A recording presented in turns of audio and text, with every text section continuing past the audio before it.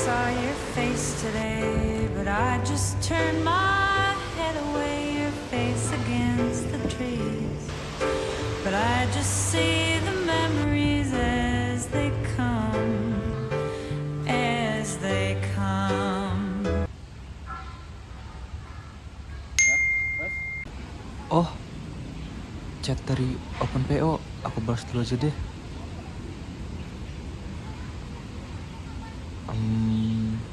Anda kurang gak sih? Kayak kaku banget. Ganti. Kamu kok kayak so akrab gitu ya? Ganti deh. Tahu? Apa ya? Kau kok kayak marah-marah ya gak sih? Akrab banget gitu. Ganti lagi deh. Lo? Gak sopan banget tiba-tiba manggil lo. Hapus aja semua lah. Gini aja deh, ya. Tanpa harus manggil nama ataupun manggil sebutan, aku tetap bisa bales orang ini. Oke. Kamu, Anda, kau, atau mungkin lo. Itu tadi adalah berbagai macam kata ganti orang kedua yang ada di Indonesia. Tidak seperti bahasa Inggris yang memiliki satu kata ganti tunggal, yaitu you. Indonesia memiliki berbagai macam kata ganti untuk orang kedua. Dan itu masalahnya. I thought I saw your face today, but I just turned my head away, your face against the trees. But I just see the memories as they come, as they come. Halo semuanya, perkenalkan namaku Rekal Falah Aliki, dan pada kesempatan kali ini aku akan membahas suatu masalah yang tanpa kita sadari merusak dan menghilangkan kecerdasan emosional kita dalam berbahasa Indonesia.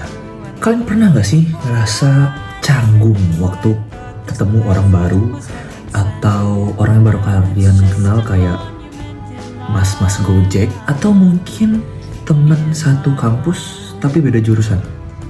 Kayak mau manggil Anda kesannya kok formal banget ya, tapi kalau mau manggil kamu takutnya terlalu kesannya so akrab. Dan kalau mau pakai kata lo, waduh, kok agresif dan tidak sopan sekali ya. Nah, itu tadi tuh merupakan sebuah hal yang merupakan sebuah masalah dalam berbahasa yang kerap kali kita temukan di kehidupan sehari-hari. Nah, hal ini dapat terjadi karena dalam bahasa Indonesia kita hanya memiliki dua polarisasi bahasa yang cukup ekstrim sih, dimana kita hanya memiliki dua jenis kutub besar sebagai patokan berbahasa kita. Kita bahas satu-satu ya. Yang pertama yaitu kutub formal atau kata Anda. Nah, kata Anda ini merupakan salah satu kata ganti orang kedua yang ada dalam susunan bahasa Indonesia. Jadi sejarahnya itu mulai pada tahun 1957 teman-teman, di mana seorang wartawan bernama Rosihan Anwar mengajak masyarakat untuk merumuskan gagasan mereka tentang kata ganti orang kedua yang baru. Karena beliau merasa terlalu banyak terlalu banyak kata ganti yang ada di bahasa Indonesia. Nah, mendengar hal tersebut, seorang jenderal TNI Angkatan Udara bernama Sabirin akhirnya merumuskan satu kata yang menjadi cikal bakal kata ganti yang ada di bahasa Indonesia yang kita kenal pada zaman sekarang. Ia merumuskan kata Anda yang diambil dari kata anak Anda dari Kamus Modern Bahasa Indonesia karya Sultan Muhammad Zain. Hal ini disebabkan oleh terlalu banyaknya itu tadi kata ganti yang ada di bahasa Indonesia, dan juga kesulitan orang Indonesia dalam menggunakan kata ganti kau atau engkau. Nah, ini nih meliputi masalah budaya, karena beberapa suku merasa kata ganti kau atau engkau tuh terkesan terlalu agresif dan terlalu kasar bagi mereka. Selanjutnya, alasan kedua itu karena masyarakat Indonesia ini terlalu susah untuk berpaling dan menggunakan kata kamu. karena mereka terlalu berpatokan kepada kata serapan dari bahasa Belanda dan bahasa Arab. Dalam bahasa Belanda, mereka kerap masih menggunakan kata ye, dan dalam bahasa Arab, mereka tetap menggunakan bahasa ente. Pada akhirnya, pada akhirnya Sabirin merumuskan kata Anda yang akhirnya disetujui pula oleh Rosihan Anwar. Dan berakhir Rosihan Anwar mulai mempopulerkan kata Anda melalui majalah dan koran yang memang ia terbitkan, yang bertujuan agar kata Anda ini dapat menjadi kata ganti yang demokratis dan netral. Tapi pada faktanya ya teman-teman, kata Anda ini justru menjadi sebuah lambang kekakuan dan menjadi sebuah kata yang akhirnya jarang digunakan di kehidupan kita sehari-hari. Karena ya tadi, kata Anda ini terkesan terlalu kaku, terlalu formal, dan tidak cocok untuk digunakan di kehidupan sehari-hari. Sehingga para kaum muda ini menjadi malas untuk menggunakan kata ini dan merasa canggung ketika menggunakannya. Oke, yang selanjutnya adalah kutub informal atau kata lu gue. Nah, kata lu ini kebalikan dari kata Anda tadi yang terkesan sangat formal. Kata lu ini menjadi sebuah simbol dari keren dan gaulnya anak muda zaman sekarang. Kata ini berasal dari serapan bahasa Hokkien atau dialek bahasa Cina yang diserap dari kata lu, leu, da atau li. Kata ini yang emang tumbuh dengan pesat di ibu kota Jakarta, maka tidak heran kata ini merupakan simbol dari sebuah gimana ya, gaulnya anak itu dilihat dari gimana dia cara ngomong. Kalau mereka ngomong dengan kata lo gue ini fix dia gaul banget gitu. Nah, penggunaan kata ini cukup sulit, terlebih untuk orang yang belum terlalu dekat atau baru kita temui kan kesannya cukup agresif, arogan, dan tidak sopan. Lebih lanjut, kata lo gue ini terkesan eksklusif untuk warga Jakarta saja, sehingga ketika kita digunakan untuk lawan bicara kita yang bukan berasal dari wilayah Jakarta, mereka akan merasa terasingkan dan semakin menurunkan nilai lo gue sebagai sebuah kata ganti yang dapat kita gunakan dalam kehidupan kita sehari-hari. Nah, kalau gini kan jadi bingung. Dari kutub formal ada kata Anda yang kaku, canggung, dan formal banget gitu. Sementara dari kutub informal ada kata lu yang agresif, arogan, dan terkesan tidak sopan. Jadi kalau gini, mana yang benar, mana yang salah nih? Tentunya tidak ada yang benar dan tidak ada yang salah juga. Karena sebenarnya dari kedua kata tersebut itu sudah dapat kita implementasikan dalam kehidupan sehari-hari, tapi tergantung pada porsiannya saja. Kedua kutub tersebut itu merupakan hal yang bertolak belakang tentunya, di mana kata Anda adalah sebuah simbol dari kekakuan dan memberi kesan dingin, sementara lo adalah sebuah lambang kebebasan yang kerap disalahartikan dalam penggunaannya, sehingga sebagai pengguna bahasa Indonesia kita memiliki ruang tengah nih. Ruang tengah ini di antara kutub informal dan formal tuh kosong. Tidak ada suatu kata yang dapat menengahi antara yang terlalu santai dan yang terlalu kaku. Dampak dari hal ini cukup rumit, dimana kita jadi merasa atau melakukan suatu hal yang dinamakan penghindaran sosial, atau dalam bahasa Inggris dapat disebut sebagai the social avoidance, yang merujuk pada gaya berbahasa kita yang cenderung menghilangkan subjek dalam kalimat kita, karena ya kita bingung memanggil mereka apa. Contohnya, ketika berucap boleh minta tolong daripada bolehkah saya minta tolong kepada Anda. Nah, dari dua contoh kalimat yang aku bilang tadi, tentunya kalimat pertama ini terkesan kosong banget gak sih? Kayak boleh minta tolong ke siapa? Terus siapa yang pengen ditolong? Kan terjadi kekosongan dan kehampaan, sehingga kalimat yang kita keluarkan itu terkesan canggung dan hambar. Nah, hal tadi sudah menjelaskan dampak yang dapat kita rasakan. Selanjutnya adalah ketika kita terbiasa memanggil orang dengan jabatan, seperti Pak RT, Bu Guru, Dok, Kak. Nah, tentunya karena kita kurang yakin untuk memanggil nama, jadi kita menggunakan panggilan jabatan tersebut kan. Yang akan menjadi masalah adalah ketika orang tersebut tidak ada jabatan atau belum kita ketahui jabatannya. Tentunya akan terjadi kecanggungan di antara kita. Akhirnya yang dapat kita keluarkan hanya kata-kata seperti anu, jadi ya sangat berdampak pada diri kita masing-masing sih teman-teman. Nah, pada titik ini tentunya kita bertanya-tanya, penyebabnya ini apa sih bisa sampai seperti ini? Yang pertama adalah pergeseran budaya lokal ke global. Dulu setiap bahasa itu memiliki jalan tengah yang kita cari sebenarnya.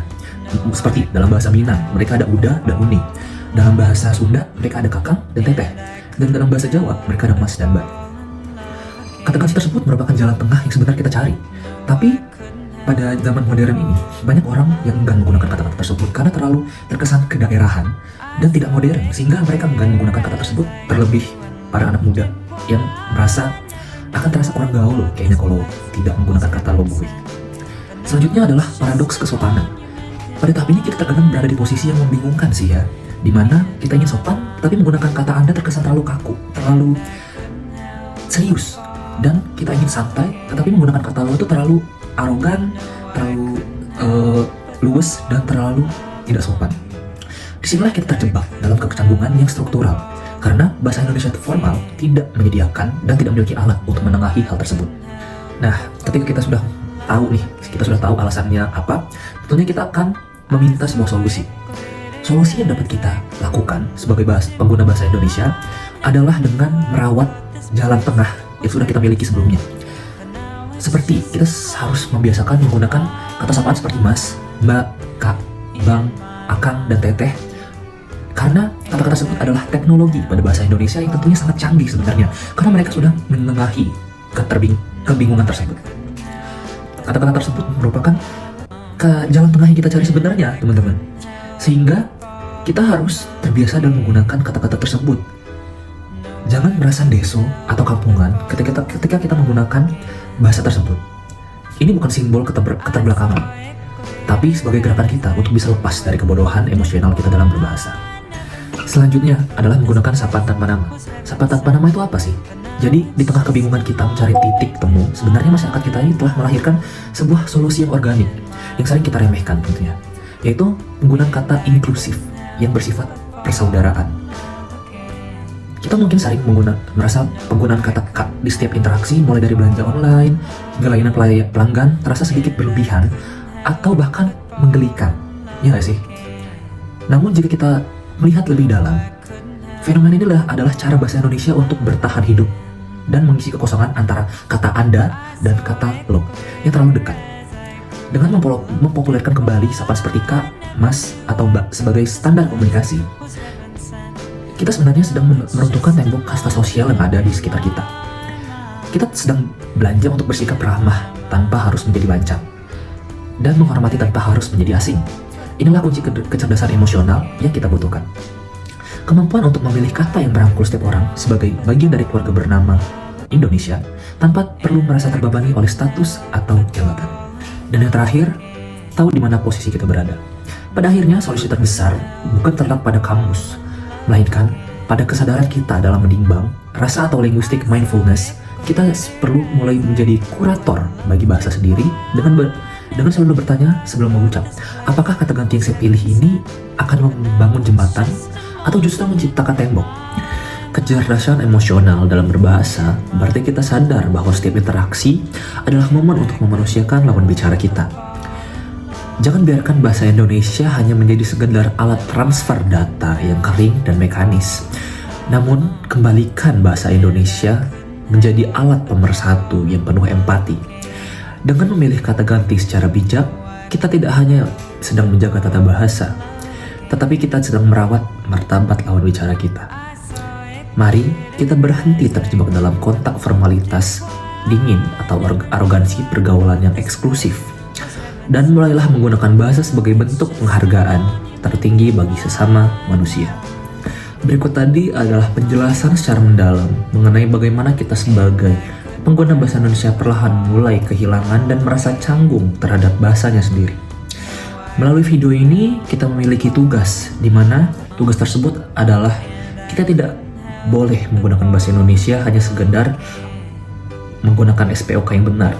Tapi bahasa Indonesia yang kita gunakan adalah bagaimana bahasa Indonesia tersebut dapat memanusiakan lawan bicara kita. Karena di balik setiap kata ganti yang kita ucapkan, ada lawan bicara kita yang harus kita akui keberadaannya dan harus kita akui kesetaraannya dengan kita.